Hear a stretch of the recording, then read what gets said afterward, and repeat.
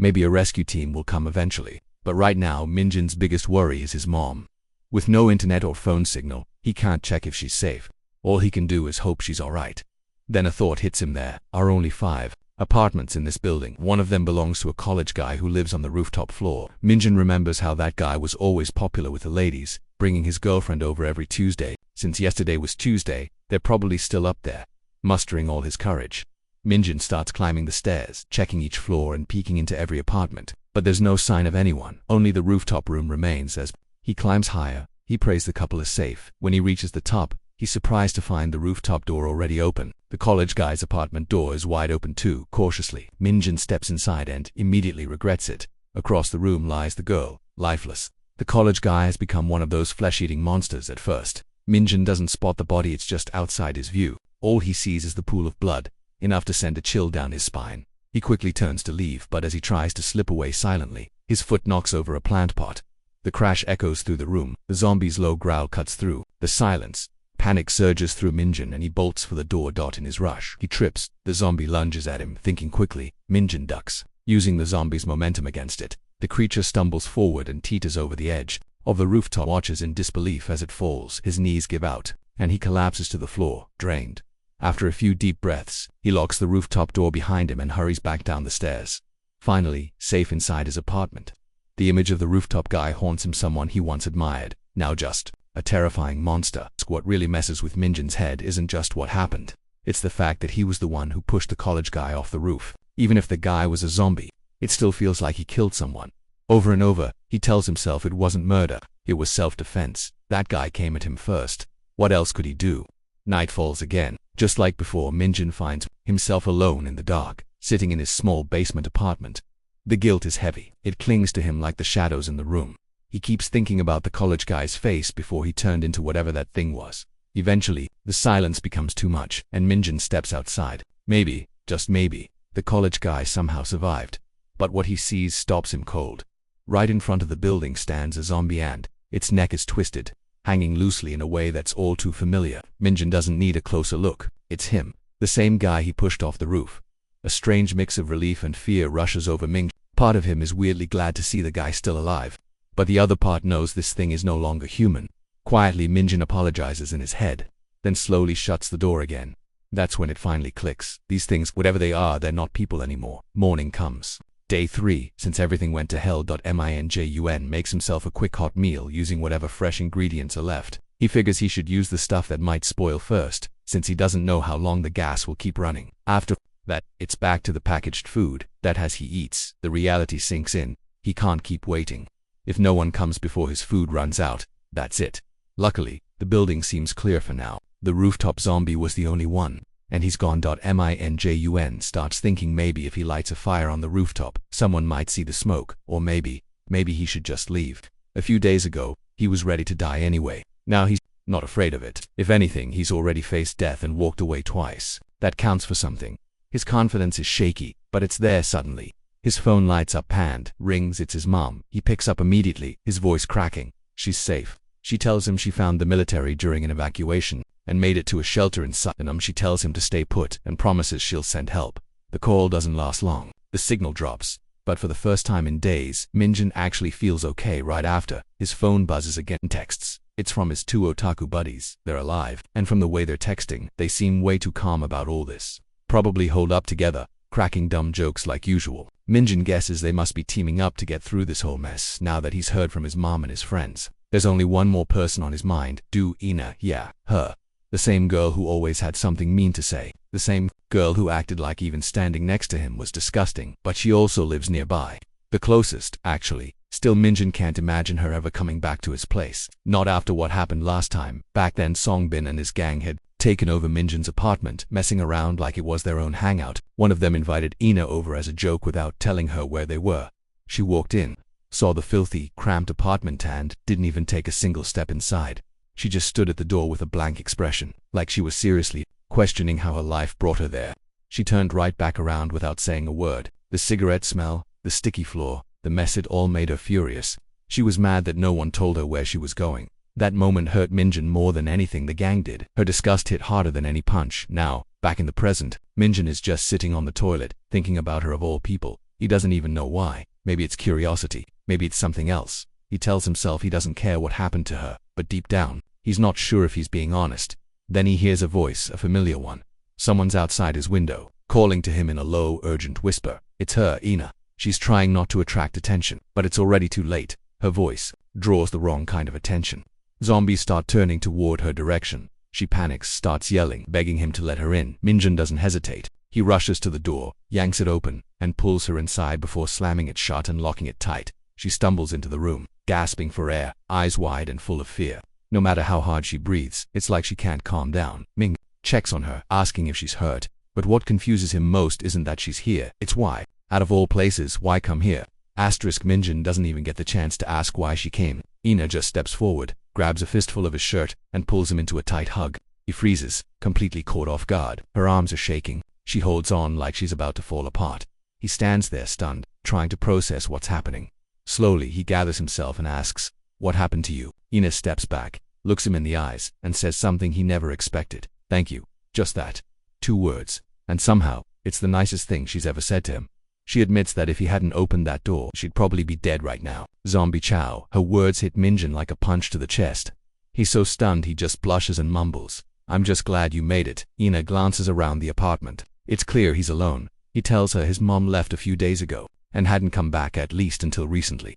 He managed to talk to her, and she's safe, staying at a military-run shelter out in Sianam. That news makes Ina relax a little. "I'm glad she's okay," she says. While they're on the subject, Minjin asks about her parents. Ina pauses, her expression unreadable. "My dad's fine. He's hiding out somewhere safe." She hesitates when it comes to her mom, then quickly adds, "She's fine too." Before Minjin can dig deeper, she changes the subject. "Do you have any water?" "I haven't had anything to drink in 2 days," she says, wiping sweat from her face. "And if you have a phone charger, that'd be great." Time passes, and Minjin starts to notice something. Ina drinks water like she hasn't seen it in a year. His limited stash is shrinking fast. He starts to panic a little on the inside. If she keeps drinking like this, they're going to run out way sooner than planned. Still, he gets it. She just survived a zombie attack. She's shaken, who wouldn't be? Trying to make sense of it all, Minjin asks if she came straight from her house. The answer surprises him. She shakes her head. "I never made it home." Ina explains that after the last time they talked 3 days ago, she stepped out to kill some time. That's when everything went to hell. Screaming chaos. People running like their lives depended on it. Not knowing where else to go, she ended up hiding in a stairwell. She waited, thinking someone might come help. No one did. Eventually, she found a door left ajar. It led to a tiny meeting room, probably used by some business nearby. It wasn't much, but there was a water cooler. That was all she had for 3 days. By the 3rd day, she knew she couldn't stay. No food, barely any water left. She needed to move, so she tried making her way back home, or at least to find the military or the police, but the streets were full of monsters. Rotting, snarling things, ripping people apart. Her route home was a dead end. She had to think fast. Cutting through alleys, she found herself not far from Mingin's place. She'd only been there once, but the layout stuck in her head. That's when she made the call, risk everything and go to him.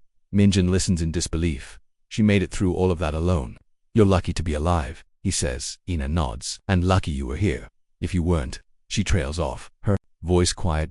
Then she stands up and wipes her face again. "I feel disgusting. If the water still works, I'm taking a shower." Minjin awkwardly nods and offers her a clean change of clothes. Just something dry. Ina pauses, blinks it, then smacks him on the head with a plastic bottle. "You pup," she shouts, kicking him in the shin. "You trying to peek or something, wha?" "No, I was just..." "Creep." She keeps kicking while calling him a loser. Minjin crouches down, shielding himself with his arms, completely confused about what just happened. Meanwhile, Ina storms off to the bathroom, mumbling something about him being hopeless. Minjin sits there rubbing his leg. He still doesn't get what he said that set her off. As she showers, his mind starts spinning. Before she arrived, he was seriously considering going outside to scavenge, maybe find supplies or other survivors. But now she's here, and that changes things. The food he has left might have lasted him a month, but with 2 people it'll run out in half that time. And with how fast Ina is draining the water, they might not even make it that far. They need a new plan. Fast.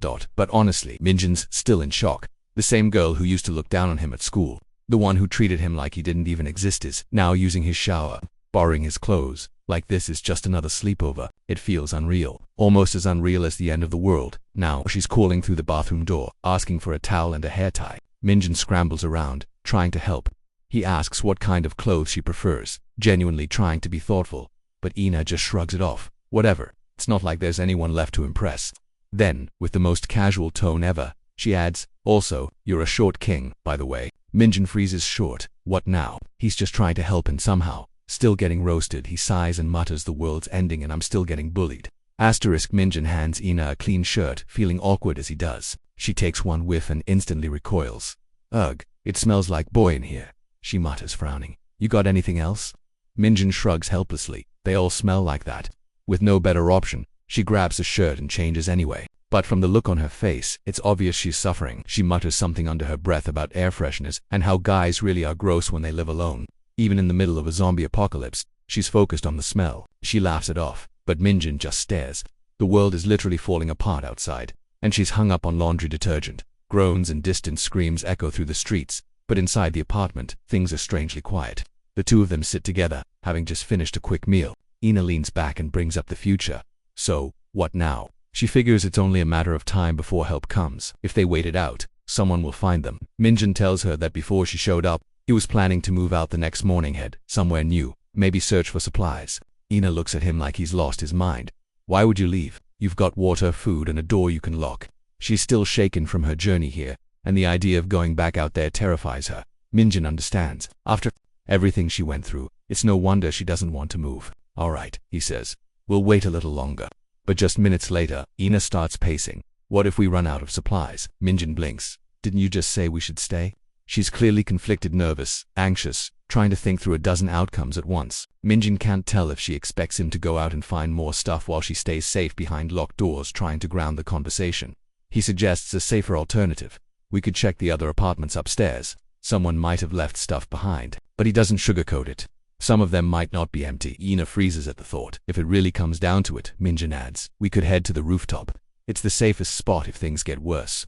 That's when Ina snaps. No, we're not going outside. Minjin doesn't push her, but he knows she needs to understand. If they run out of food or water, hiding won't save them. You don't get it, she says, her voice trembling. You haven't seen what it's like out there. They're everywhere. The streets are flooded with them. Minjin nods. I believe you, but you made it here, didn't you? She blinks, surprised. You ran through all that and survived. That means there's a chance. I'm not saying we rush out there now. I'm just saying, we've got options. Ina stares at him. He's calm, firm, and strangely confident. A version of Minjin she's never really seen. Then he says it softly, but with honesty, I'm not really scared of dying. She stares, unsure how to respond. Honestly, before all this happened, I didn't care much if I lived or died, he continues. Nothing really felt worth it. Ina's face darkens. So you're saying you don't care if I die either? What, no, why? You're only thinking about yourself. She cuts in. I don't want to die, Minjin. I still want to finish school overseas. Get out of here. You think that's silly? I don't care. I'm not giving up. Her words hit harder than any zombie bite. Minjin quickly backpedals, trying to explain that he does care. That maybe survival's not about being fearless, but smart. He even compares the whole thing to a game of tag. Just think of them like that. If you're faster, you win. Ina gives him a deadpan stare. A game of tag, she says flatly. He nods. She sighs hard. You're hopeless. Eventually, Ina lies down and says she can't go another day without sleep. Minjin grabs a few spare blankets and tries to set up a place for both of them to rest. But the moment he does, she gives him a look. No way I'm sleeping near you. Go by the bathroom or something. What? This is my place. Why do I have to bite? Ina is already claiming the spot by the wall. She even jokes about sleeping out in the stairwell just to get away from him. Minjin frowns. Don't even joke like that. She laughs, amused that he actually took her seriously. Relax, I'll sleep in the kitchen. The two of them go back and forth for a while until Minjin finally caves. He grabs his blanket and plops down near the bathroom door. He sighs. It's not ideal, but at least they're inside, alive, and not alone. And weirdly enough, he doesn't mind her talking so much. Her voice keeps the silence away. Outside, the growls of the undead continue. Ina lies awake for a while, eyes open, heart still racing. Then suddenly she calls out to him. Minjin. He startles. Yeah, can you come in here? What? I don't want to be by myself right now. It's a rare moment of honesty, stripped of sarcasm. Her voice is quiet. Scared, Minjin grabs his blanket and steps into the kitchen where she's lying down. He takes a seat in the corner, quietly watching the door and listening to the sounds outside. Ina finally falls asleep and Minjin stays awake, watching over her. The next morning, somehow Ina had managed to sleep through it all deeply and peacefully while Minjin stayed awake the whole time. He finds it oddly funny. Just last night she was too afraid to even close her eyes. Now she's out cold like nothing happened. It's already 9 a.m. when Ina wakes. She feels rested but is surprised to see Minjin slipping on his jacket. I'm gonna check the rooftop, he says. See how things look up there. Ina's mood instantly shifts. Worry clouds her face. What if there's a zombie waiting up there? Even though Minjin had already told her it was safe, the thought still scares her. But he seems calm, most to calm. I'll be careful, he promises. I'm not planning on getting eaten. He even asks if she wants to come along. Her response is a sharp, immediate no, so she stays behind as Minjin heads for the stairwell.